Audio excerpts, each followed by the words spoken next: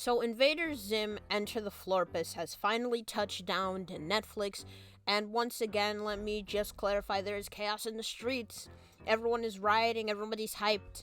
But why? Why do we care about this phenomenon? Well, I think I can give a very basic outline as to why we're so excited. You see, in the early 2000s, Nickelodeon was a fickle beast. They were slowly becoming more corporate and a bit more professional and polished, and that SpongeBob money was going to their head. So after they greenlit Invader Zim, it got canceled shortly afterward. Very sad day. Became a cult classic. People began to enjoy it from all over, and people have been begging for it to return in some form or another. And ever since Nickelodeon went on this blitz of rebooting nostalgic properties, Invader Zim has always been on this short list. It has always been there, and people have always been asking for it to come back. And sure enough, it did. It pretty much just came right back.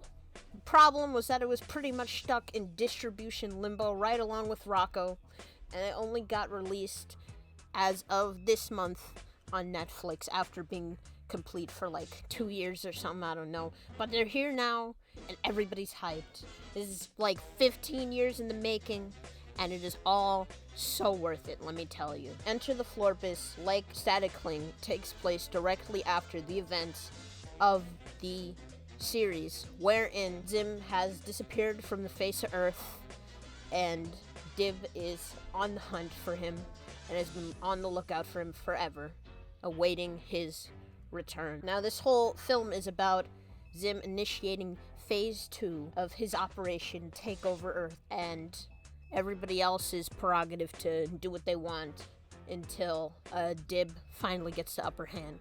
It's a beautiful story, it's cathartic, it's out there, and it needs to be addressed. The few notes that I had on it were pretty positive. The redesigns, as subtle as they were, worked pretty well with the source material. The film itself was really atmospheric. I like that they kept all of the great, bold color design and the line work. It's really telling when you can see that and compare it to the original series and come up with very little that has actually changed. Functionally, it's very strong match to the original, and I like that. I think that the reboot, this special, had slightly better art direction, but the original had better animation, and here's why. Occasionally, for a couple of split-second scenes, there was a bit of tweening. Now, that's not really an issue. I mean, I think if you weren't paying attention, you wouldn't notice, and if you did notice, by the next scene, it was still traditional, and it didn't really matter, but it did point to a little bit of inconsistency if you saw it, and it stood out to me, definitely, watching a lot of Invader Zim and knowing what that's supposed to look like. It's always had a special animation style, but it's also been pretty fluid, and allegedly that was one of the reasons why it went away so fast. It was just pretty expensive, but, again, animation is mostly traditional, and like Rocco, pulls it off pretty well. I'm proud of them. Color design is great. The FX especially are also really great. The voice work is just as good. They brought back pretty much everyone, and the best thing about it is that, functionally speaking, it is basically a movie. It wraps up the events of the series in a more satisfying way than Rocco probably could, or wanted to for that matter, and really made it a joy to watch. It is just poetic. If you've been watching back and forth, or if you watched it back then, it's really something special to behold. And I think the greatest thing about it is that they keep it open-ended just in case, someone would be open to producing more Zim content.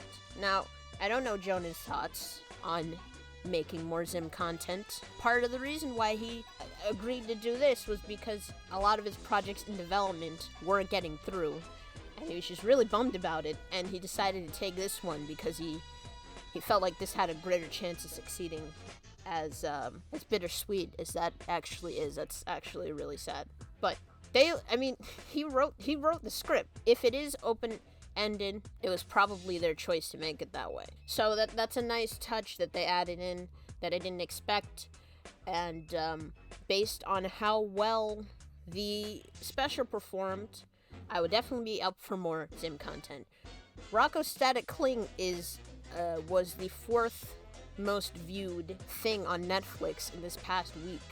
So that does give me a bit of hope that Enter the Florpus will be just as watched and as well loved and respected as that special. You know, hopefully we get there. In general, Enter the Florpus is very high quality. You know, they really gave their all into keeping things in that tone.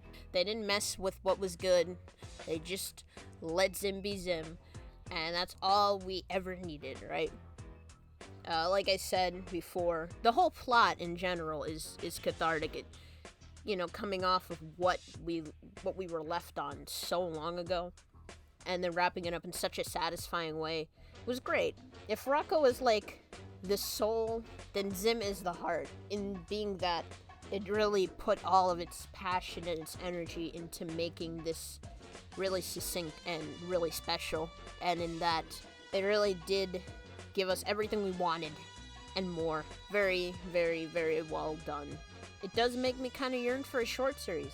It's been forever since I've seen Zim. It's not like I haven't seen him since literal childhood, but you know, like it's been a while. I think this special puts it on very good, solid ground for a continuation or something like that.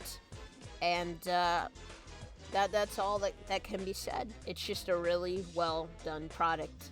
And if you hear people say that a million times, I mean, it's true. Check it out. It's on Netflix. I was surprised by the length of it. It's 74 minutes, I believe. But it is well worth it. Go check it out. You're gonna love it. It's gonna be great. It's gonna make anime real. It's just perfect.